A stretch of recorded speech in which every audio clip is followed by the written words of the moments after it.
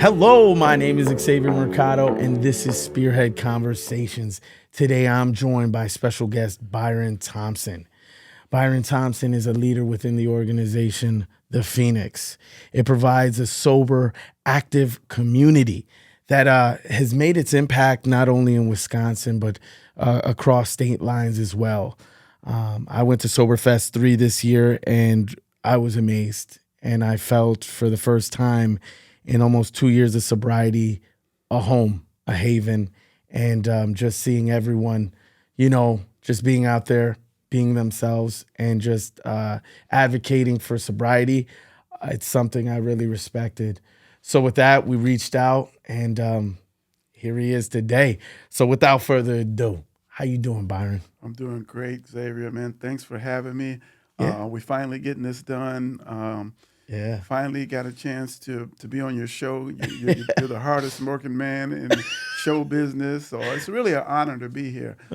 I've seen some of my heroes actually on your show, and so it's great to be in this seat. Well, I appreciate the kind words, man. I love my community. I love, you know what I mean? I'm sick and tired of the stereotypes they place on Milwaukee, and this is home. So I'm not going to be quiet anymore about it. So with this platform, it's bringing on people like you and so many other guests. But, with that being said, just like you and so many others, I feel like you represent our community in such an impactful way. So I just want to say thank you for coming on, because honestly, it means this episode is a special one for me. Just for the fact that, sobriety is a way of life, and you create this circle of unity, and I really respect it. So again, I'm happy you're on, and with that, let's jump into it. Let's go. So where were you born? South side of Chicago. South side Chicago. The question. Don't ask me. Don't. Let's not get into no football stuff. Is he a Bears fan? We're gonna keep it up with the community. Okay. But we're gonna stay with the community because we've been having a hard time. So Chicago. You were born in Chicago. Yeah, born on the south side of Chicago, man, and great home, and 2 loving parents, some older siblings, and a little sister, had some older brothers and a little sister, and finished high school down there, and probably, get into my story a little bit, how you graduate from 8th grade and you that summer before you go to high school. Yeah. That's the summer where I think it was actually celebrating graduating 8th grade. Yeah. I had my first beer. Wow. Okay, got you. One of the guys went in the fridge. We got on our graduation stuff, and had that first beer, man. And I'm just telling you, I will say this: out of all of the guys, I was the first one who said, "Hey, let's have another one." Yeah. And that was years and years ago. And that's something that I remember. And it's just little things like that. I think that's not something that, I'm not unique in that situation. For sure. All kids, get into the, we all do. Yeah. I started early on. You got the same story, just a different version. Yeah. And, but, I just think that, even back then, I think, people were saying, they weren't saying it, but I think it just hit me different. Yeah. And I think, for people who, drink normally and drink socially and drink, that's totally fine. But there are some people, it just hit different. It does. It hit different. And you can almost tell, they might be the loudest or they might be, but, I started off as a very fun person, who well, let's talk about that before we jump forward. Go deep. Yeah. Let's what was your childhood like? You said Southside. Yeah. You had 2 loving parents. Yeah. Go more into that. How was childhood for you? Okay, so childhood was, I'll tell you this. My parents were both, working parents, So, pretty much we were kind of left at home to kind of like, whoever, they got to work, they got to provide for us. My dad was, very, into work and getting us from one, point A to point B. Yeah, one neighborhood to a little bit better, to a little bit better, until he finally, got his house. He bought his house. There you go. And I mean, that was just it. You know what I mean? Like, and he got that bank loan. As an African American, all of a sudden they started giving us loans. He couldn't get a loan, to save his life before. And so, we made it. I never forget it, man. I never, from the apartments and stuff like that, I just remember when we moved into our home on 87th Street, that there was green grass. I had never really seen it, like everybody had a lawn, and so my mom's school teacher, my dad was working in corrections in, at the jail, you know, and so it's kind of ironic that, all three of my brothers end up, in recovery, and, just a lot of, this is times in the 80s, man, and a lot of drugs and stuff came out. Cocaine. That was that period. But back to childhood, growing up, we were just kind of left to our own devices. And I always say this was part of my story that, when I played basketball and I scored the winning basket or I scored 15 or whatever, my dad just didn't have a lot of time. He wasn't at the game. He was, sure. He like, Byron, I'm a provider, man. I'm out here. I ain't got time to be, that ain't going to get us no money. You know what I mean? For sure, man. But I kind of was like a sensitive, I'm the youngest boy, I'm the little baby, of the boy, the other brothers, So I'm just saying that I always was like, man, some other parents were in there yelling at their kids or, being like that. And my dad, he just didn't put a lot of value on sports and stuff like that. He was like, that's your mama stuff. You know what I mean? When you need to have a talk about how you feeling and all that kind of stuff, you know what I mean? That's what your mama is here for. As you know what I mean? And I've seen that with a lot of my friends where it's, it's a way, like when the fatherhood is hard. Like my father walked out at 13, right? Wow. But before then, very hard, very strict, very, you better be in line. You step out of line, we're going to put you back in. You know what I mean? So I do kind of, I can totally understand that. None of my parents weren't at my games like that, and I wish they were. And I was kind of sensitive as well. I was very sensitive, but man. You say basketball hobbies. So basketball was one of your hobbies. What were other hobbies that kept you really like active? Back then, man, they didn't have all the, wasn't no games and stuff. Like we was in the street. We were in the street playing every sport. You know what I mean? Like it would be like our block, versus the other block, and it'd be some, we'd be in between cars throwing the football, touchdown in the snow. You know how that goes. Oh, I do, man. Full contact sports, and fights and everything like that. You know what I mean? 35th and Burnham with my cousins, man. We'd play in the street. We'd football. Stickball. Yeah, stickball was another one. Absolutely. But 35th and Burnham, Burnham. Actually, it might have been 36th. No, if that's going down, 34th, in between 34th and but it was my uncle. He bought my abuela a house, and because she wanted her to come move from New York and placed her in. But definitely neighborhood games all day. Yes, and that was just it, man.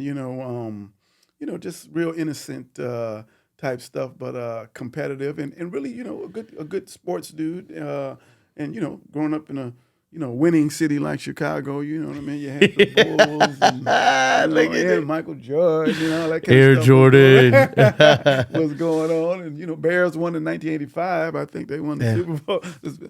Nothing has happened since, but so, and then I would say around high school, that was like the 80s, you know what I mean? My older brothers, my dad kind of looked at us as like, I don't know, if you guys don't go to college, don't worry. When you get out of high school, I got a guy that's going to get you a job. You can work because the steel mills in Indiana, just over the border in Indiana, they have a lot of steel mills. And if you get a job at the steel mill, man, you're making big money for a dude that just came out of high school. So it's like, and I know he was kind of thinking, when I think about him, he was probably thinking like, instead of pouring a bunch of money into college, I can get these guys on at the mill. So both of my brothers ended up working at the steel mill, making big money. And so when I went to high school, I wasn't really focused on going to college or anything like that, because I knew once I was telling the guys in there, it don't matter. What kind of kid would you say you were growing up overall?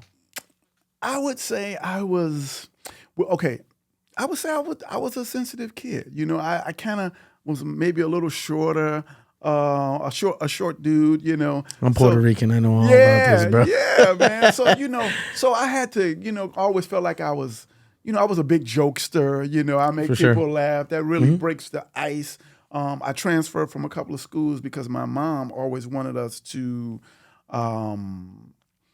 It would be more convenient if she could drive us home from school. So I'd be in a school, man, for 2 years, and then my mom got a job at a school where that would be closer. She can pull us out of that school. I just good with the friends. Yeah, man. Yes, Xavier. That was a big deal, man. Yeah, for sure. Leaving those schools after everybody thinks I'm cool. Everybody loves me. And then, boom, now I got to go to a new school now. And I got to start all over. Now matter of fact, went from a Catholic school. Now I'm in a public school. It's a little more gangster over here. So I might have to get into a fight or something, let everybody know I'm a little tough dude too.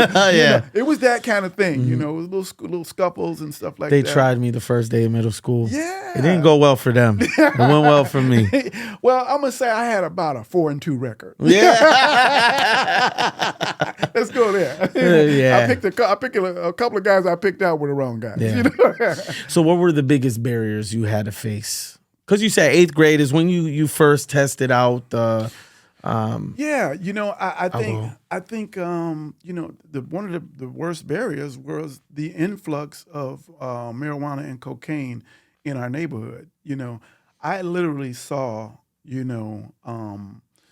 dudes that were some of the best basketball players at that park. Dudes that was averaging, that played high school and in the valedictorian. Next thing you know, man, people are snorting cocaine. And I'm talking about, talented people. Yep. And my older brothers worked at the mill, which was a haven for a lot of drug use and stuff like that. Okay. These guys are, they work at the mill. They were bringing, my brother was having pounds. Yeah. And stuff. No, this is all, No, this is all. It's just the reality. I grew up in my bedroom. My brother's bedroom was in there, and I'm looking over there, see what they're doing. I saw a lot of things through those little window into my brother's room. But when they left and went out, I would go through their things, and I would find, man, scales and ounces and bagged up baggies and stuff like that. Yeah. And they weren't like serious like killer dealers. They're just regular dudes that make a little money, like look, supplemental, you're a popular dude if you've got, for sure. If you got some extra cash. And so when I went to high school, Xavier, and here's the thing, we didn't even need it. We had 2 working parents. You know? So like they gave me a little allowance, but man, I was very popular in school because I was kind of pilfering a little bit of those pounds and taking a little. I could take. He's out here giving samples. Yeah, man. I was making a little cash in high school, and I didn't worry about really grades or anything because when I got out, my dad said he was going to give me a job at the steel mill. That was the entire goal. So here's something that happened. There was a shutdown of all the mills. So here I come graduating out of high school. And all of a sudden the mill shut down, man. That really brought, it was, change. It really, yes. Yeah, absolutely. Because I never, I didn't really apply myself. I wasn't thinking about college or anything like that. You think about going to work to the mill, man. Going to get that car like my brother got, you know. And so, man, I was really lost. And to be honest with you, messing around with the marijuana and stuff that I was finding in there and the alcohol, be honest, by the time I was out of high school, I was kind of almost full blown, I was about to ask, like, what were you under the influence? How were you under the influence? I was just drinking every day and smoking weed, like on the way to school, while my parents were at work. We would leave school, take a half day, come back to my parents' house. They don't get home till 3 or 5 o'clock. So we go in, we sign in, we're at homeroom. You know how to do that. And then you're kind of counted for the day. And then you come to my house and we're slapping cards and everybody's got a 40 ounce and smoking Newports and that was just what we did, man. But we weren't the only ones. It was a community of us that were doing that. Well, I started at 13, and the reason when my stepfather ended up leaving the house, it was this anger and it was all this confusion. But at the same time, it was like my mom it wasn't at the house that much anymore, and you know what I mean. It gave this type of freedom. Well, I could do whatever I want now. Yeah. I am going to do whatever I want, and with that, I'm this little scrawny kid, probably like 60 pounds soaking wet, 4'9". And here I am, man. I always remember one of the first times I had ever mixed the two of drinking and drinking and smoking. Yeah. I had, how do I say? I had a party, and then one of my cousins told me, "Go take a shower. You need to calm down." Yeah, your boy started crying. Oh my God!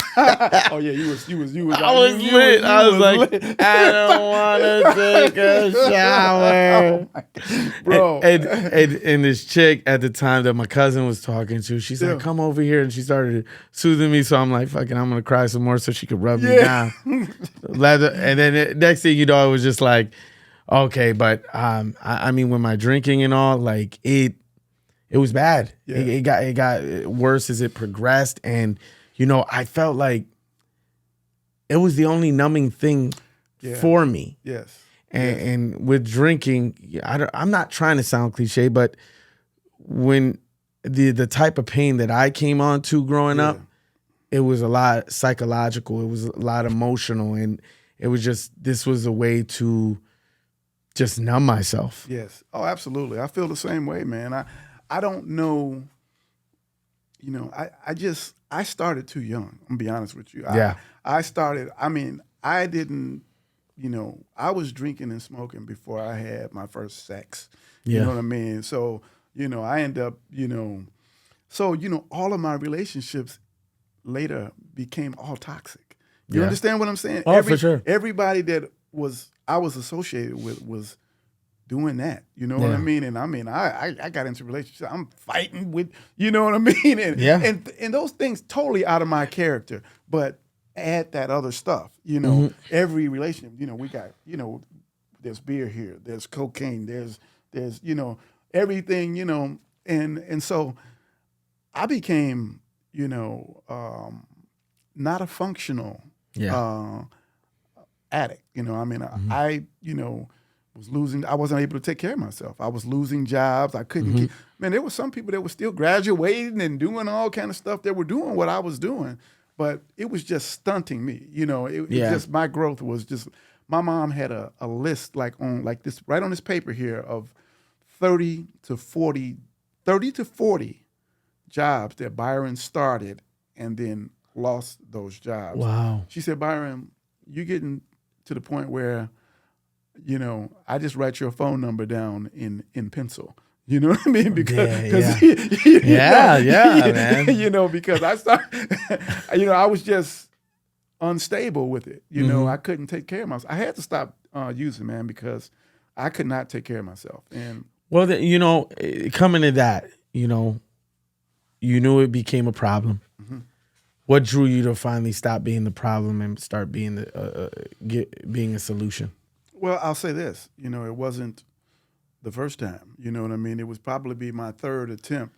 Mm-hmm. I'm the type of person. There's people that say, "Hey, man, you gotta hit rock bottom. You gotta hit rock bottom." I had tried treatment at my, asked my mom, "Can I move back home?" And I had lost my apartment. somewhere in like 2000 or something like that. Mm-hmm. And they were like, yeah, you can come back here. Because they had banished me, because I was, into, bringing drama to the house and stuff like that.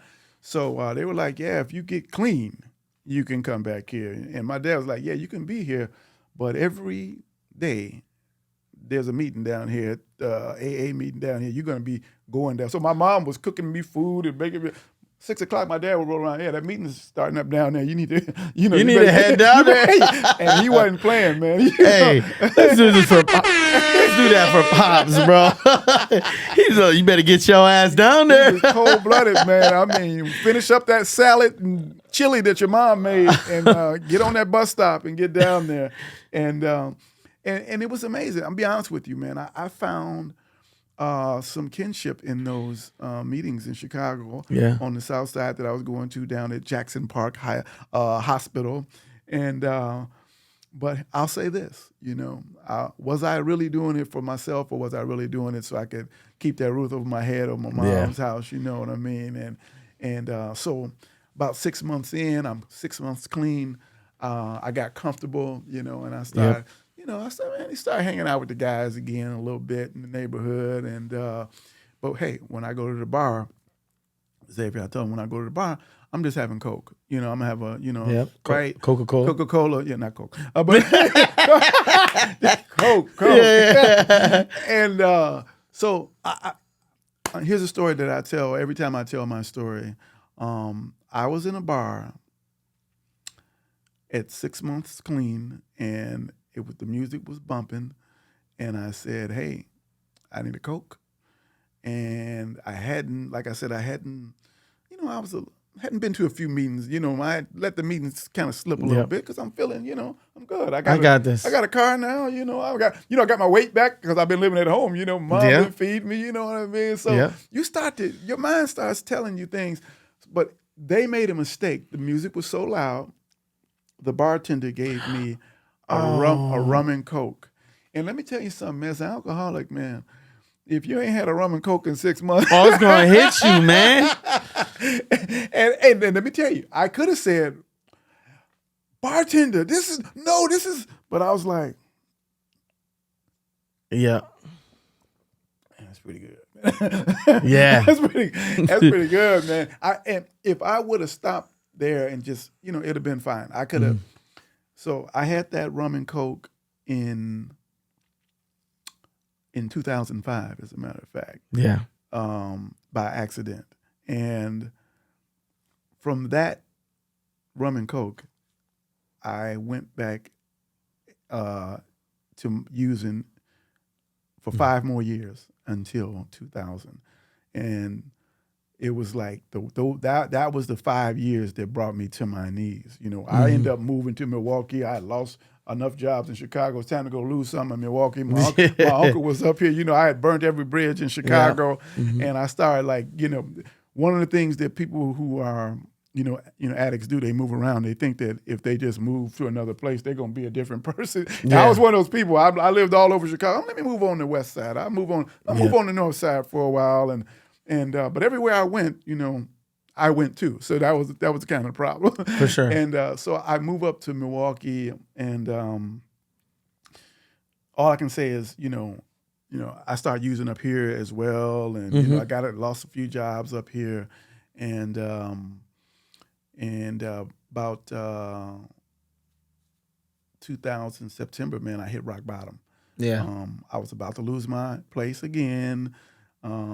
I called my brother in Chicago, who had since gotten clean himself, and he said, "Hey, man, me and my wife, we're gonna drive up there." My brother had gotten into church, and he's found his recovery through going back to church, and they drove up, and they said, "Byron, you know what? We're gonna, the landlord's gonna put you out, but we're gonna pay your rent. But before we pay your rent, you're going to call a treatment center, one of these Milwaukee treatment centers around." Yeah. And I said, wait a minute, you're not going to give me directly the money? You're going to give it right to my landlord? If you know what I mean. Yeah. And they said, no, we're going to give it right to him as soon as you call. And honestly, man, I was sick and tired of being sick and tired at that point, brother. I had all my self-esteem. My self-esteem, like, people who know me now just can't even see me like in that light. Mm-hmm. Whereas I'm the type of person, when you show up, everybody be like, no, I'm gone. Yeah. It was that kind of reputation, which is almost more hurtful than losing everything, is when when people don't want you around, you know what I mean? Yep. And that's not your really personality. I'm a personable person when I'm being myself. But, I was just, the type of person that. Well, that's kind of like how my story is. Like, I was in a bar. I went to meet up with a friend. That friend ended up leaving. I'm in this bar, but I had been bartending at this bar for years. And I looked around and I didn't know the bartender. I didn't know the people around me. And this is a place I had been for years, bartending. And that's when it hit me. What am I doing here? My wife is at home. Yeah. The baby's in the crib. Yeah. It's just, you know what I mean? It just, for me, it was that light bulb went off. And what am I doing here? And what am I doing here? So how many years have you been sober? As of last Wednesday, it's been 23 years, man. 23 years. So September 13th. Get this boy. Hit me. Hit him. I had to do it, man. Hey, man, listen, it is something to celebrate. I'll be honest with you, man, because not so much because of, just because it just turned on a light. Mm-hmm. It turned on a light this time. In Milwaukee, I make jokes about the Chicago, the Bears, and the teams, man. I got so much love for Milwaukee, Wisconsin. Yeah. For what they did, for their recovery community, man. Yeah. Was just amazing. It was amazing. And people recover in all states, but there's something special about, being in recovery here. Whereas, I would first get into 12-step meetings and go out and stuff like that. And I'd be on my way out and somebody would be like, hey, where you going? We're getting ready to go and have some coffee. We're getting ready. They kind of was, that it's not just go to, they were involved with, hanging out, and let's go help Joe move. Joe's moving. Let's go and do that. And that kind of taught me a little bit about community, building community, and that sobriety is sobriety is a lifestyle, man. It is. It's a lifestyle. It's gotta be fun. Yeah, it is. How you gonna be, you think I've been doing sober, I've been sober 23, I ain't been having no fun. Yeah. I ain't been traveling. I ain't been, I've been taking advantage of the beauty, of sobriety and waking up knowing, who I am and, being of service to my family and doing all of these things that, that who I really am, not the guy that was, that was another guy when he's using and stuff like that. So, sobriety here, people come from out of town and they'll come over to our Alano Club and they'll just, they just marvel in how, we kind of hang out and stuff like that.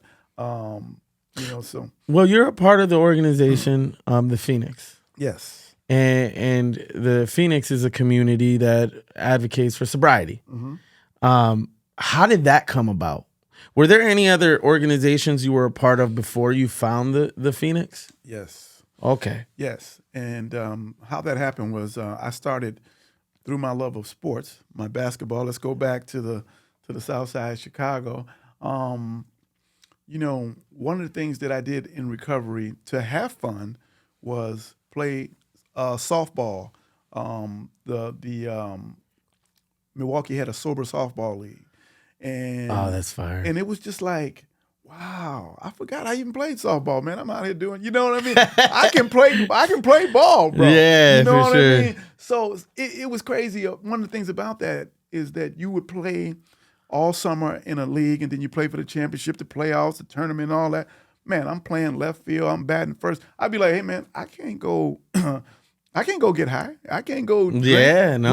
We got a game set. The championship is Sunday. You know what I'm saying? We here. Yeah. So I found that, man, I could translate my love for sports, bro, I was always at the basketball court on time. I was always at the game on time. Yeah. So I transferred that into my work life and my, Mm-hmm. Being accountable Yeah. at work. If you can get to the game on time, you can get to work on time, and you can, start. And so really, those were the advantages of sobriety. Transfer the skills that maybe you were using for not good things. They're still skills, but they were just being used for the wrong thing. Yeah. So now you apply those things, your tenacity for drugs. Mm-hmm. Nobody would stop me when I was getting ready to go do my thing. Yeah. How can you transfer that into a positive way? You could talk somebody out of blah, blah, blah. So you can maybe work in sales, or you could do, you know what I mean? So I figured out there's talent. I found that there was talent in me. And one of the things that I did, I started a basketball league here, a sober basket. So they already had sober softball. I said, well, you know what? I'm going to do a sober basketball night for people. And I called it Rebound. I rented a church, and I said, this is going to be something I just do free of charge. Just guys show up on Tuesday. We're going to play ball. Everybody's sober. But here's the little hook that I put on them. When you walk into the gym, you think you're just getting ready to play free basketball. Everybody's ready to hoop. They walk in, and I got a circle of chairs in the middle of the court. So before we hoop, we got to sit around. We got to talk. We're going to go, what's your name? How long you been sober? You need a job, or, you need a ride, or, you know what I mean? And we would kind of like network with these guys, and it became Rebound. And everybody started looking forward to Tuesday night. Tuesday night just started blowing up. The gym just got packed. All of a sudden, kind of like the opioid thing kind of exploded. And a lot of sober house. Man, they was dropping busloads of people. So the Pheonix was doing the same thing, and I didn't even know about it. They were doing they were based in Colorado, and Scott Strode, who was the founder of the Pheonix, was going through a similar situation, and he was finding his joy, his mojo, climbing mountains and boxing and doing what they do out in Colorado. For sure. And so he started the Pheonix kind of based on he was applying the things that he was learning through boxing to his recovery, to his life. I mean, two guys in totally different places. I'm doing it through basketball. He's doing it through that. But they're a national nonprofit, Yep. And so, we just kind of found out about each other, and they saw what I was doing. They saw how packed my gym was, and I was actually kind of like, once he started liking some of my posts on social media, I was posting. Once he started liking my stuff, I started stalking him, and I was kind of putting up posts so he could see, man, look how many people he got, and so. But they were just kind of doing their thing, in their community out in Denver and in Boston. And somebody got me on the phone with Scott, and he invited me out to a seminar to kind of see what the Pheonix does. And I was like, well, I got a job. I'm working in a different field, but I still got my basketball thing that I'm doing. Yep. He invited me out. And I saw they were doing all this, something called CrossFit and all this stuff, all these sober people were doing all these weird things. And I was talking about Rebound, and so it was just amazing. And he's like, we may be getting some funding and, man, really trying to take this thing to all the states, And I was like, man, if you guys ever, want to come to Milwaukee, or, this is 2018. And I had been running Rebound since 2008. So I ran Rebound basketball from 2008 until 2020, when Pheonix said, hey, bring Rebound into the Pheonix. Yes. You know what I mean? Yes. And that's how we merged.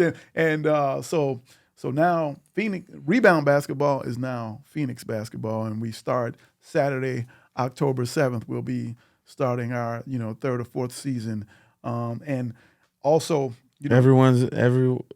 anyone, how do we sign up, man? Well, you just go to thepheonix.org or download the Pheonix app, and it's already on there. I put it on there today. You'll see October 7th, basketball, noon to 2 at Milwaukee Yard.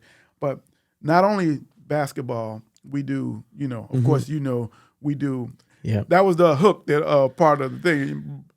You can't just do basketball, Byron. You got to do. You got to do softball. You got to do the whole 9 yards. Yeah, you got to do CrossFit. You got to be active. Volleyball. So we wanted to get the entire community. Women's sports. Co-ed sports. And stuff like that. And also, Xavier, there's a whole community of people who don't even play sports, but they want to do social activities. They want to do art. They want to do music. That's how we started Soberfest. So, there's a lot of artists that are, for sure, that are in recovery or allies of people in recovery. Mm-hmm. So I discovered that. I was like, man, that's a whole nother group of people that we can get involved with here. And the people that are playing basketball with us or playing softball or playing volleyball is sometimes totally different than when I go to art night. Pheonix art night is a whole different crowd. So it's great to be able to provide all of that for, and all of our events are free of charge, man. So you're a regional partnerships manager. Yeah. What comes along with those duties? Well, here's how the Pheonix works. We don't have a gym. We don't have an address per se where you can say, okay, the Pheonix is over there. I'm going to go down to the Pheonix on 87th Street or something like that. The Pheonix works through partners who already have established gyms. So one of our partners is Adventure Rock. And Craig Brzezinski is one of the owners over there, great friend of mine. Mm-hmm. And he allows us to bring the Pheonix in every Saturday night for 2 hours, 6 to 8 p.m. So my job is to go meet partners like Craig over at Adventure Rock, ask them to donate the time, or as he's nice enough to donate us the 2 hours. They're not very busy. We're usually not that busy on Saturday night, so he gave us. So I'll go to, as far as basketball, we go out to Milwaukee Yard, and they give us a discount. Yeah. And so we're all. And one of the cool things about that is we're all over. You know what I mean? Yeah. So you might have rock climbing on the east side. You're going to basketball in Oak Creek. So that means that different parts of the city can enjoy the Pheonix without having to maybe go downtown or whatever. We have things out in Waukesha. We've got yoga out there. We got classes and stuff that we do everywhere. Well, with leadership, it's a build a partnership. Yeah.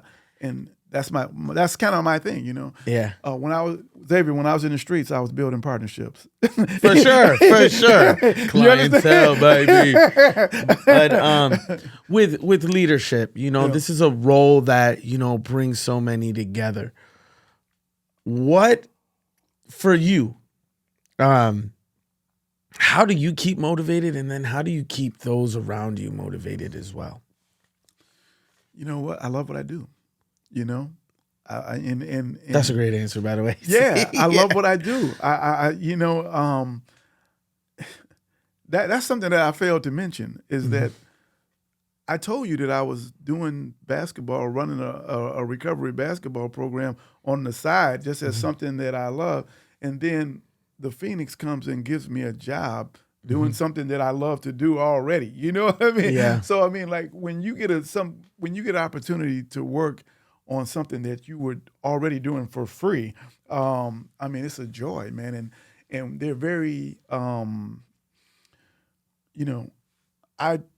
kind of dreamed up Soberfest with another friend of mine. You know what I mean? Like the fact that we could have a park in Bruce City, and have a concert, where no alcohol is served, no marijuana is in the air, in the city of festivals where, everybody's, we're in Bruce City, was kind of disruptive. You know what I mean? Yeah. So they allow me, the Pheonix allows me to come up with an idea, and they encourage, go for it. Let's see if that, works out. They don't stunt you when you come up with an idea.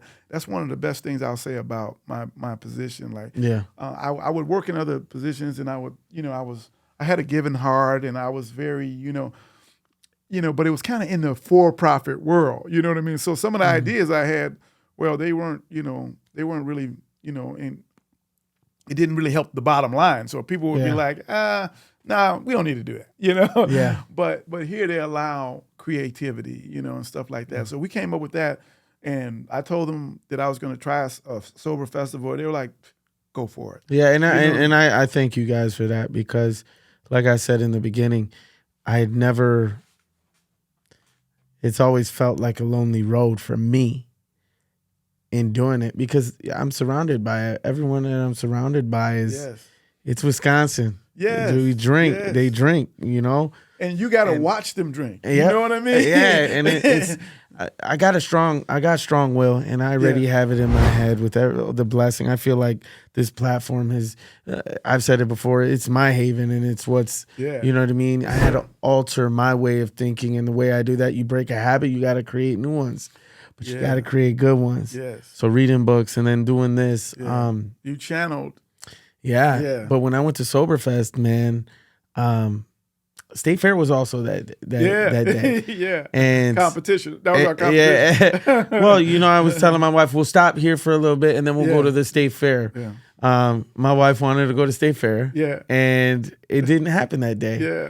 But at the same time, my wife was like, yeah, I didn't want to go either. I just the energy and the vibes that were there, it was so it was so, how do I say that, contagious. Yeah. And through that, for the first time in my almost 2 years of sobriety, I felt a home. Yeah. And that's what's led to this, and reaching out to you and that story is, we're gonna use that story, man. Because that's what it is. Yes. It's a collection of stories like that, of where like people were like, man, I didn't know something like this existed, where we're not down in the church basement. We're out in the park. We're out in the sunlight, enjoying our sobriety, thriving in our sobriety, dancing in our sobriety. You know what I'm saying? So that's the way life is. That's the way real life is, and that's the way we want to. I want to always be an example of that. Of like smiling through sobriety, man, happy with it. I've been 23 years sober, so I already know both sides. I've seen both sides. You know what I mean? Yeah. And I'm here to tell you, I'm much happier on this side. I don't long to drink. I don't envy. Yeah. I don't envy those guys on TV. I'm just very happy being sober. Me either. And so with the Pheonix, this community, now you have it. Now you're in partnership with this. Soberfest is one of the things you've created. Rebound is one of the things you've created. What are other ones that you feel have impacted the community within the Pheonix? There's a cool one. It's called Happier Hour. Not happy hour, but happier hour. Yeah. So there's a wonderful sober bar downtown. It's on MLK Drive. It's called Honeybee Sage and Wellness, and it's owned by a wonderful African American lady, Angela, and all they sell is amazing mocktails and teas and stuff like that. But it's in a beautiful, beautiful setting, and when you walk in there, it's just bright, and she's bright, and the staff is just amazing. We in there. Yeah, you need to go by there. And every second and fourth Friday, they do karaoke night. They do karaoke night. So we partner with them to do Happier Hour on we do it on the last Friday of the month. And instead of happy hour, where what happens at happy hour, right? Everybody gets off work in Wisconsin and they go to their favorite bar, and they get it started, And we do the same thing, 6 p.m. to 9 p.m.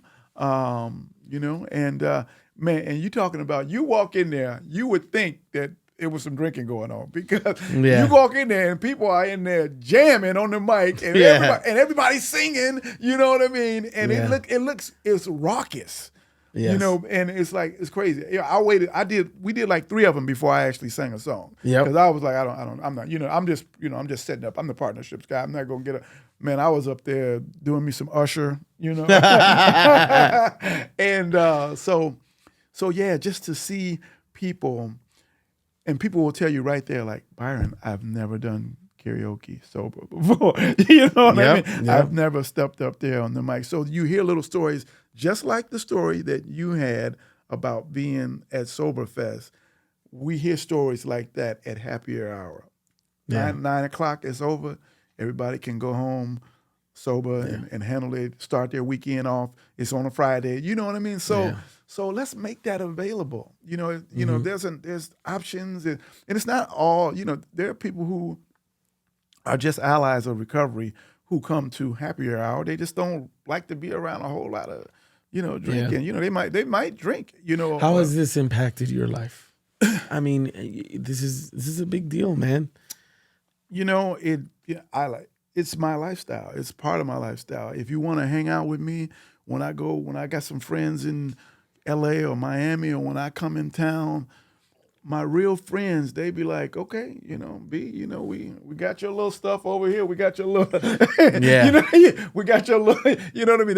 They gonna drink and do whatever they do, but they respect my sobriety, man. And those are the only people that I can even rock with. Yeah. So, I think that's really cool, to have the respect. What did I want it? That finally people, what I mean? They know. They know not to cross that line. Yeah. And there was a time during addiction where I didn't have a line. Yep. I didn't have a line. Sure. So that's what sobriety has given me. Like, okay, we do this, we don't do that. And I tell people that all the time. New people that are coming in recovery, you gotta have some. When a car pull up, you don't just go jump in. You know what I mean? You have your things. You do some things, and there's some things that you don't do. Yeah. So that's what it like. I bartend. Yeah. During the day, I've recently was just like, you know what, I got this. Yeah. Like I know in my body, soul, and thing, there's nothing that would get like. You never say never, but at the same time, yourself, and I feel blessed in the way everything is going, and I wouldn't want to jeopardize that. Sure. And I'm a very superstitious person, so it's like no, I don't. Well, I mean, you bartend. I mean, absolutely. I mean, I gotta. When I get in my car, when I leave here, the liquor store's right there. You know what I mean? We all gotta go past. Off your story earlier, how with the rum? Yeah. That's how I am, because I drink Heinekens. Yeah. I've always drank Heinekens. They're good. My cousins, when I, for the first time I turned 21, the first thing I did when I got to the club we went to, I went up and I was like, do you guys have Heinekens? But that was like the high class drink, bro. For sure. You know what I mean? It was that's the baller stuff there.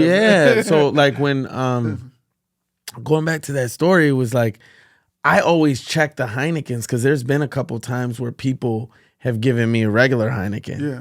And had I not checked, is it blue? Yeah. Because they have Heineken Zero. Heineken Zero, yeah. So had I not checked if it was blue, I'd have been drinking. I would have, they would have messed up my record.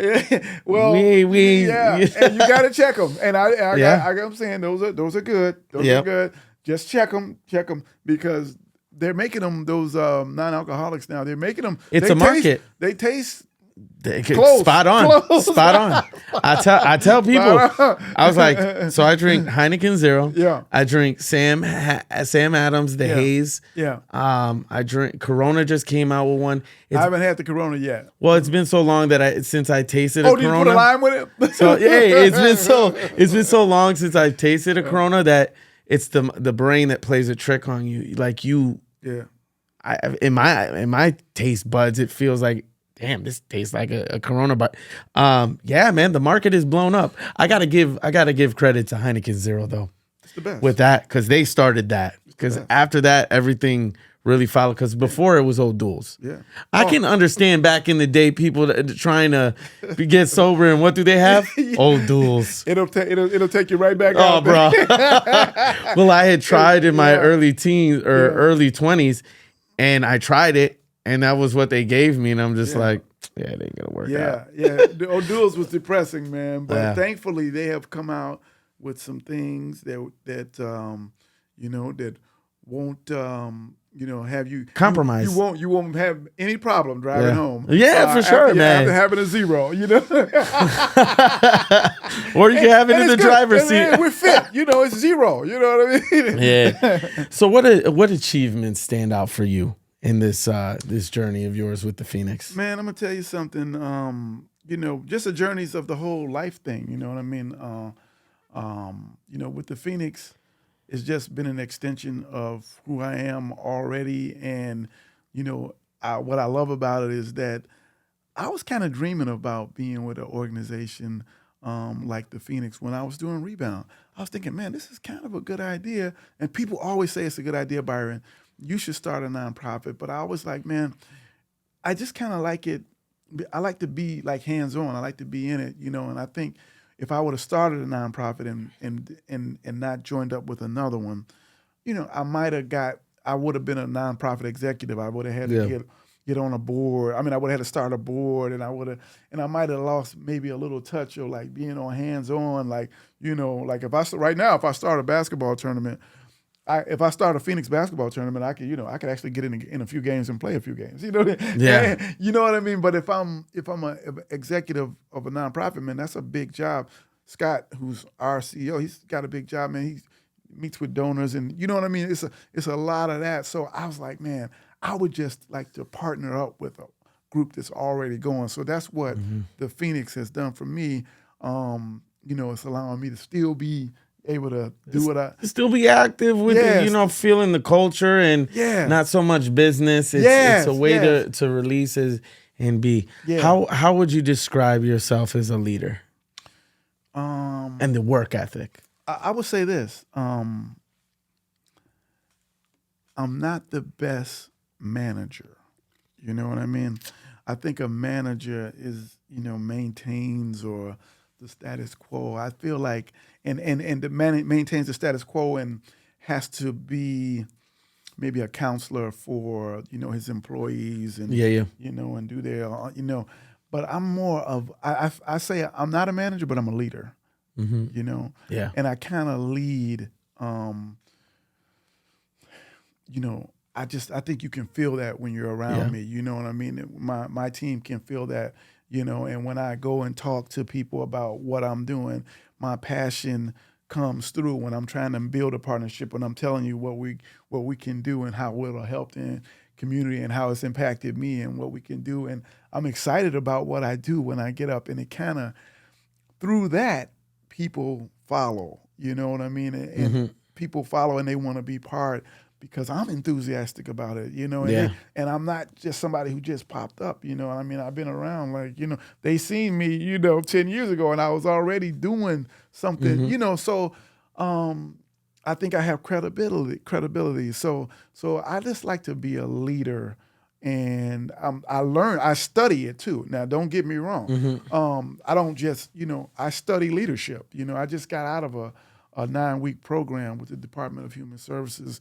So I'm always trying to do self-improvement, where I was working with other leaders of color, and we were just networking and just learning like how to navigate. And, I went back to school. One of the coolest things I did in my sobriety was finish college. And my dad passed. Good for you. Thank you. He passed in 2017, but he saw me graduate in 2014. You know what I'm saying? Amen. And that was just like a blessing. And me and him, like, we bumped heads, man.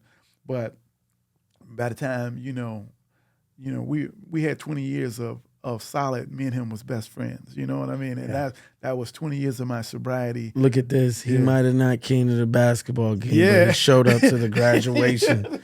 He was there. He was there. Thank you for saying that, bro. You got me there right there. Yeah. You got me. That's what gets me, man, because Yeah, nobody's ever said that. Yeah. Nobody's ever said that. You know what? He didn't show up to the games, but he showed up to the graduation, man. He sure did, man. I love that. Hey, man. Well, you know what I mean?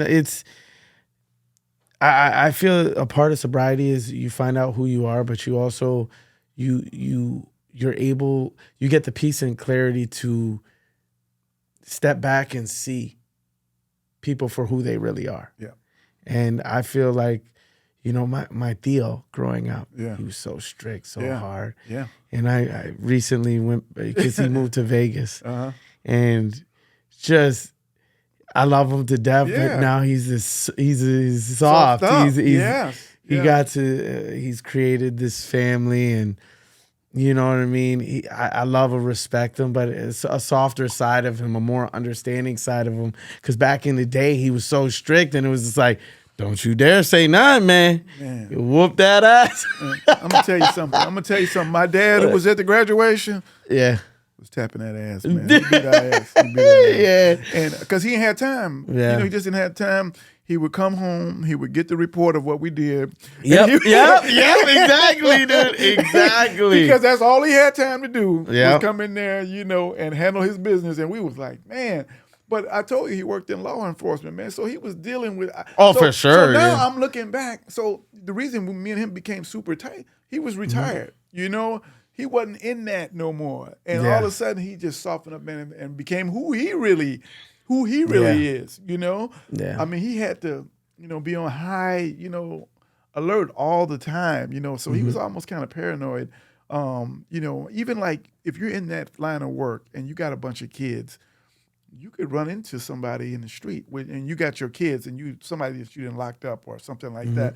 So he was not the type to go to like any public basketball. We didn't go to Michael Jordan. We didn't go to the state because he was always like, man, I got my family. I don't want to, and we'd be right down the street. He was like, yeah, that dude was in he was in there with us, and but when I'm 12 years old, I ain't thinking about that. I'm like, why ain't you coming to why can't we go to the, But looking back, I was like, wow, man, he was trying to protect us in a lot of ways, so definitely, man, mellowed out after, just like, what you're saying, How would you feel Milwaukee attributed to your success? I think that Milwaukee kind of slowed me down a little bit, put some years on my life, because I think that, Milwaukee is, it kind of closes down a little earlier than Chicago, My boys down in Chicago or some of the people, that I know are still in the lifestyle in Chicago, man. Man, you could be out 3 o'clock, 4 o'clock. You can get alcohol. That's New York too. Yeah, that's New York too. Yeah, man. I remember till midnight. At 9 o'clock here, man. I want to kill somebody at 9 o'clock. I couldn't get no more liquor. Well, midnight until midnight in New York, man. I go to the bodegas, go get me a 32 ounce of Heineken. Yeah, of course. They had the bottles. I don't know if it was 32 ounce, but they had these longer bottles, the bigger ones, and you're doing great work with this organization. What do you want your legacy to be when it's all said and done? I have a feeling that you're always going to be a part of this organization. I don't see this as a Listen, man. Listen. I love what I do. I work for the Pheonix. Man, the Pheonix is also a job as well. I got to keep it real with you. And I try to bring whatever I'm going to bring. I want to be passionate about what I do. If I, am not doing the Pheonix, you know what I mean? I still got to do what I got to do and be doing it in a positive way. But I just love our community in Milwaukee. I love partnering, with people in the community that's doing good things like yourself, man. Me and you are partners now. For sure. You know what I'm saying? And so it's just those stories need to be told, and those are the kind of things that you do. You're putting people out. I can go to a lot of award shows and I see a podcast, or I'll see somebody being interviewed, and it's really like the same people. I already know who they're gonna call. Popularity. And you. Tell the stories of others who are also doing the same thing. And I love, being part of that, whether I'm with the Pheonix or, or I'm walking into the coffee shop and I'm having, you know what I mean? Like, I love our community, so I want to be a part of this community. And it's always interesting, man. I swear. I mean, I'm a Chicago dude, man. I mean, like my brothers. I mean, I love the Shire. You know what I mean? Yeah. But I didn't grow so much in Milwaukee, man. Yeah. I'll be like, will they bury me in Milwaukee? That's like a controversy. Anyway. But I just got love, man, because it really saved my life, man. Mm-hmm. It really did. And I go back to Chicago. I love it. I go down there and I go, run back into the family and to friends and stuff like that, man. But Milwaukee is something very, very special, man. And I just want to continue to, be like, people can look up to in this community. Yeah. Okay. Yeah. What? It's a big city, and I won't sugarcoat it. We have our parts, and addiction is fierce. Yeah. Through the streets of Milwaukee and even the suburbs. Mm-hmm. What advice would you give to any addicts right now that they want to get the help and still haven't found themselves to take that step? I would say that you're lucky that if you're breathing, you got an opportunity. I talk to people that, almost not been breathing, you know what I mean, overdosed, stuff like that. Yeah. And I would say that, there's a lot of resources here in Milwaukee. Mm-hmm. And Milwaukee being smaller than Chicago, the line is not as long to get those resources, you know. And I used those resources when I was getting on my feet. And, it was, I had food stamps. I had to do all kind of stuff to get on my feet. When I got a job and I didn't need no food stamps no more, I called them up and I cut them off. Yeah. You know what I mean? But there's things that you can do, I bought my first house, like through a program. I built up my credit through a program. There's all kind of things that you can do.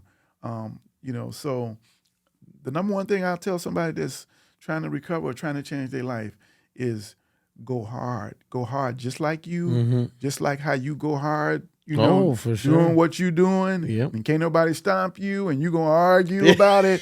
And you know what I mean? You ready to fight about it. Yeah. I'm ready to fight about it, bro. Yeah, sure. I ain't certain things I ain't ready to fight about, but don't mess with mine. Yeah. You know what I'm saying?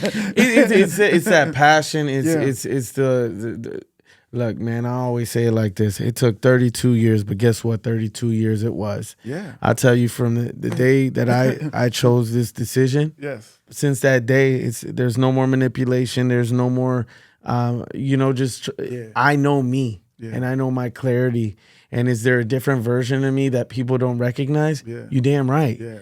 And guess what? I don't apologize for it. For sure. I am in tune with who I am.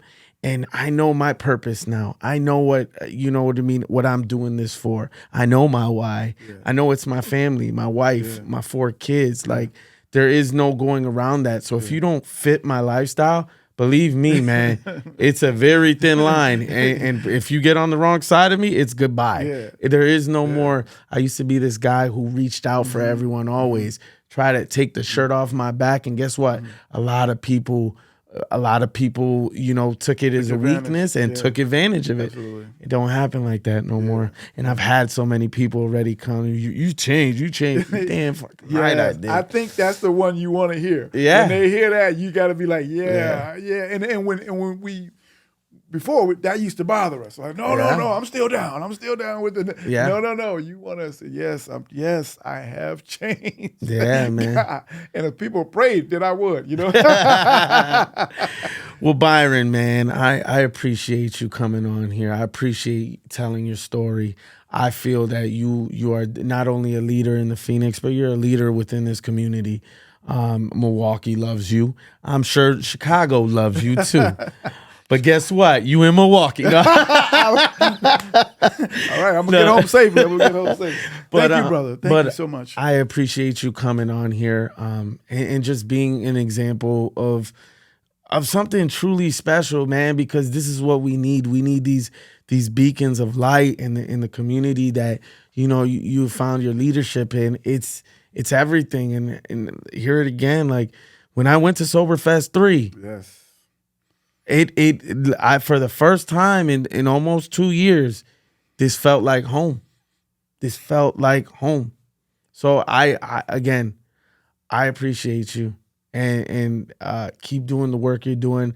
I'm a fan of the Pheonix. I will, you know what I mean? I got my Soberfest shirt on. Man, that shirt looks so good on you, man. Hey, for real. You know, you guys want to throw me some merch, it'll pop up on these episodes. You let me know, dog. Boom, that just hit. That just registered. But yes. I want you to know I'm an ally in your guys your day in and day out, and I hope to see this organization just skyrocket. Because guess what? I'm a part of it, and absolutely. I want you to understand that. You are a Pheonix. Yeah, man. So without further ado, thank you, brother. Spearhead out.